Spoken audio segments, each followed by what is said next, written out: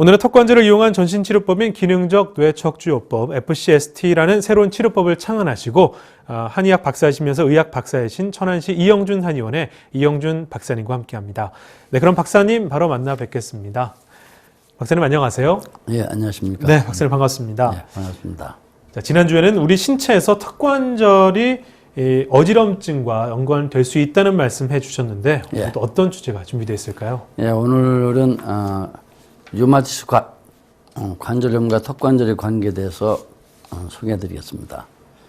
그동안 시청자 및 청취자 여러분께서는 류마티스 관절염이 무슨 턱관절과 관련이 될까 아마도 좀 많이 궁금증을 가지고 계실 텐데요. 네.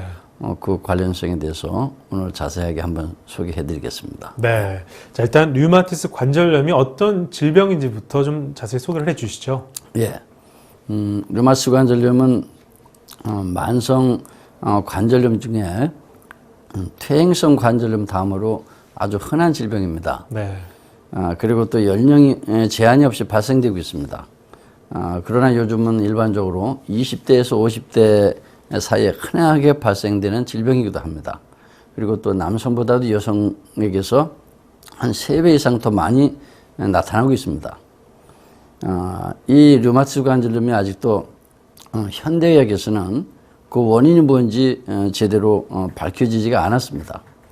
그리고 그래서 류마티스 관절염에 대한 정의를 살펴보면은 류마티스 관절염은 다발성 관절염을 특징으로 하는 원인 불명의 만성 염증성 질환이라고 정의를 하고 있습니다.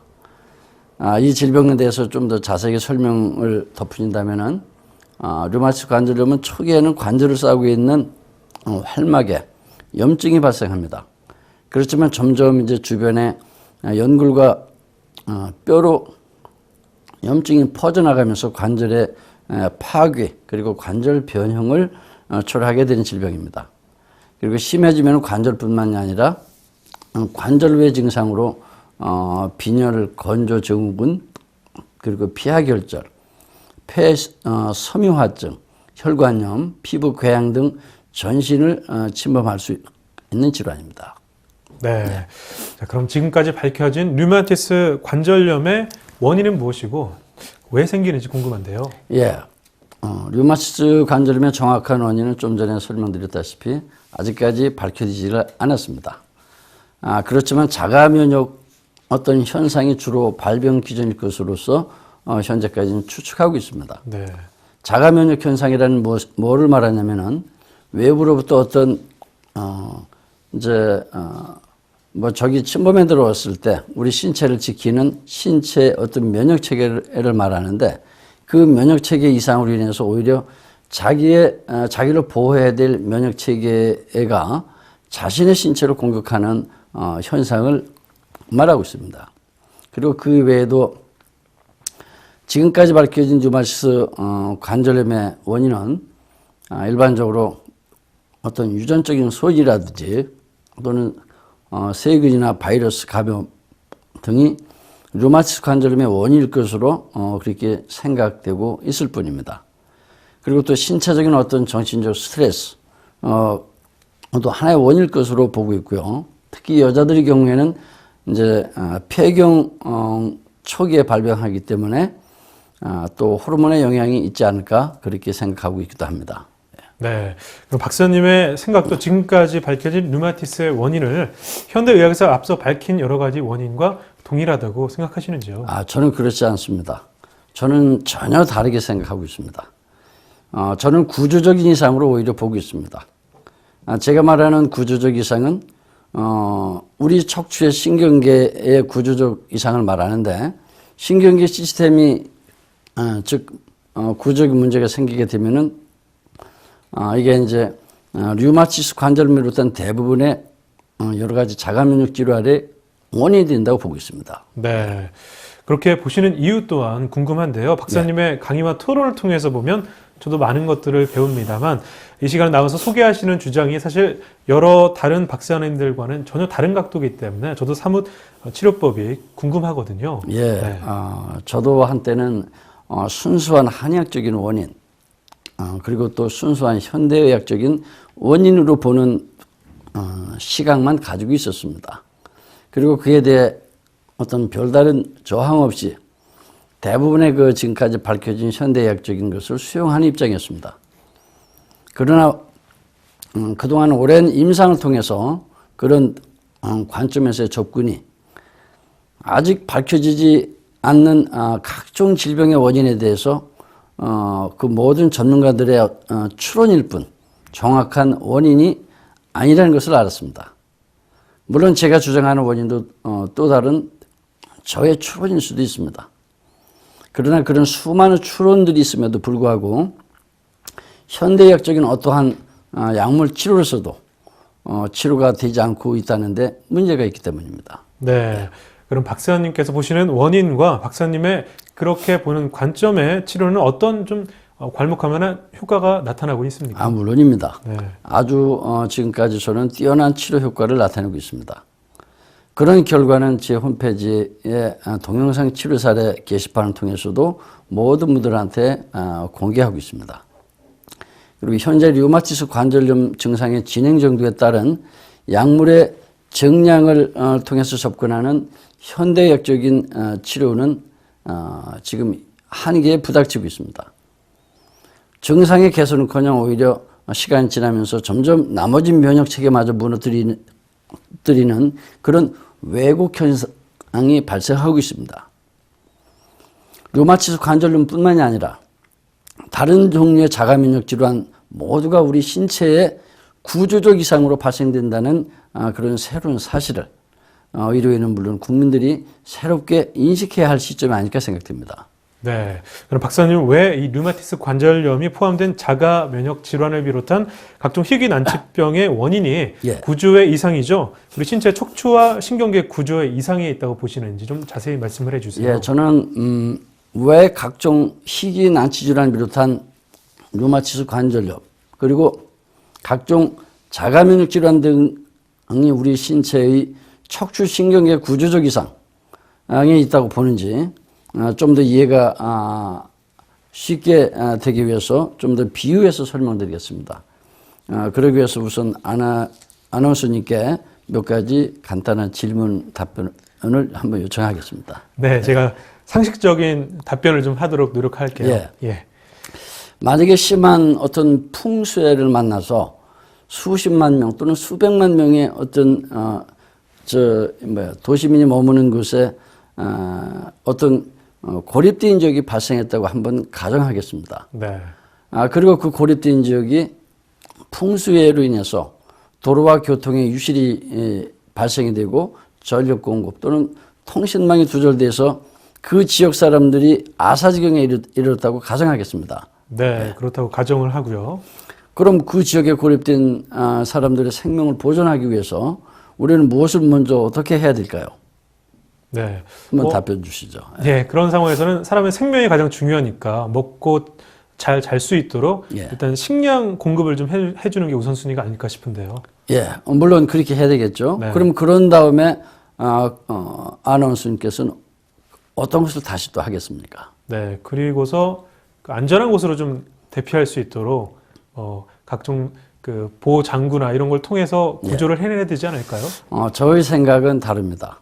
저는 그 지역 사람들이 스스로의 생명력으로 살아나갈 수 있도록 무너진 기관망의 재건축이 가장 먼저라고 생각이 됩니다. 네. 이를테면 유실된 도로와 교량을 재건축해서 물자 수송을 원활하게 해주고 그리고 또 끊어진 전력 공급과 통신망을 회복시켜줘야 한다고 생각하고 있습니다. 그래서 그들 스스로 살아나갈 수 있는 어떤 여건을 만들어줘야 한다고 생각합니다. 그렇지 않으면 그 많은 수십만 수백만 명의 이재민을 어떻게 어디서 그렇게 금방 생활터전을 갑자기 만들어준단 말입니까? 네. 이와 같은 비유를 드신 것은 그럼 이 류마티스 관절염 등 각종 희귀 난치성 질환이죠. 자가 면역 질환이 이와 같은 이치로서 치료가 된다는 말씀인가요? 예, 저는 그렇게 생각하고 있습니다. 네. 제가 창안한 턱관절의 균형 조절을 통해서 전신 척추 구조를 정렬시키는 치료법인 FCST라는 치료법은 우리 신체의 척추와 신경계가 무너진 구조를 정상화시켜주는 치료법입니다. 고립된 지역의 사람들이 스스로 살아남을 수 있도록, 그리고 스스로 생활터전을 가꾸어서 나갈 수 있도록 무너진 교량과 또 유실된 도로를 복구시키고, 그리고 끊어진 통신망과 전력 공급을 이어주듯이 우리 신체에 틀어진 모든 척추 구조를 정상 위치로 복원시켜서 막힌 통로를 뚫어주는 치료법입니다. 막힌 통로가 뚫린다면은 우리 신체는 스스로 뇌신경계와 오장육부는 정상적인 통신망을 가동시켜서 유기적인 기능 활동을 스스로 함으로써 부족한 물자를 실어 나르고 또 전력 공급을 원활히 하면서 외부의 도움이 없이도 차차 정상적인 삶을 이어나갈 수 있게 됩니다. 그렇게 되었을 때 우리 신체는 스스로 자가 치료가 진행이 되고, 그리고 또한 근본적인 완치가 가능하다고 보기 때문입니다. 네. 언제까지 외부에서 만들어진 식량과 먹고 마시고 또는 입을 것 등의 그 많은 물자를 공급해 주겠습니까? 외부에서 공급되는 물자가 만약에 부족하면 고립된 지역의 국민들은 약탈과 방화, 살상 등 어떤 폭동이 발생되면서 혼돈의 세계가 발생될 겁니다. 이와 같이 우리 신체에서도 오히려 자신의 면역 체계를 공격하는 그런 폭동 현상이 자가 면역 질환이 아닐까 생각하고, 그와 같은 중에 한 가지가 류마티스 관절염이라고 생각하고 있습니다. 네. 자, 류마티스 관절염 치료에 대해서 이렇게 여러 가지 비유를 통해 강의를 듣다 보니까 오늘도 강의 시간이 마무리할 시간이 됐는데요. 자, 그럼 박사님께서 오늘 말씀 좀 정리를 해 주시죠. 이 자리에서 저는 아직도 근시안적인 접근법에 머물러 있는 현대의학의 어떤 치료법에서 좀 탈피해서 오늘 예로 제가 들은 것처럼 질병의 근본적인 원인이 어디 있는지 정확히 직시해야 되지 않겠나 생각됩니다. 현대인의 각종 난치병을 치료할 수 있는 새로운 패러다임의 의학 체계와 그런 연구가 절실히 필요한 시점이라는 것을 말씀드리고 싶습니다. 그리고 국민적인 인식도 새로워져야 한다고 이야기하고 싶습니다. 질병의 진행 속도와 진화 속도가 현대의학 또는 한약의 연구 속도보다도 몇 배 앞서서 빨리 진행되고 있는데, 우리의 의료계나 의학계에서는 무너진 척추와 신경계 구조는 전혀 거들떠보지도 않고 오직 기능적인 접근과 세포 분자학적인 접근, 그리고 유전학적인 접근과 줄기세포학적인 연구에만 몰두하고 있는 모습들이 안타까운 뿐입니다. 네.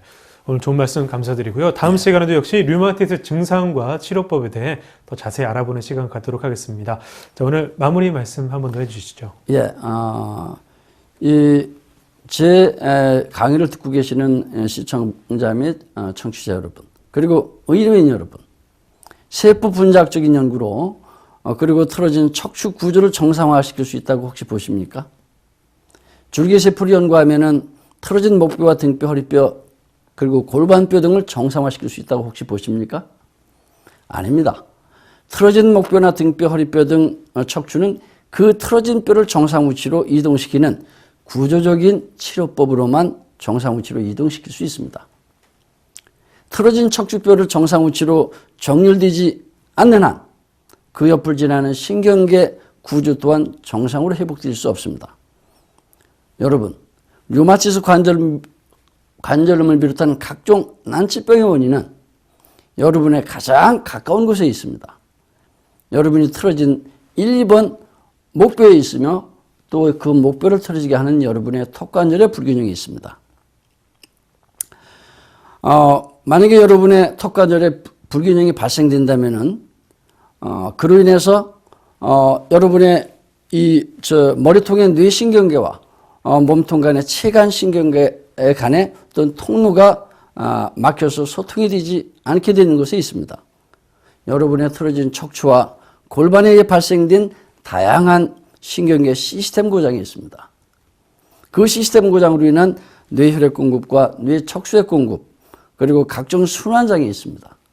그것을 정상화시켜 줄 수 있는 새로운 치료법은 비록 21세기에 탄생됐지만 턱관절을 이용해서 전신 척추 구조를 정상화시킬 수 있는 FCSD 치료법에 있다고 생각이 됩니다.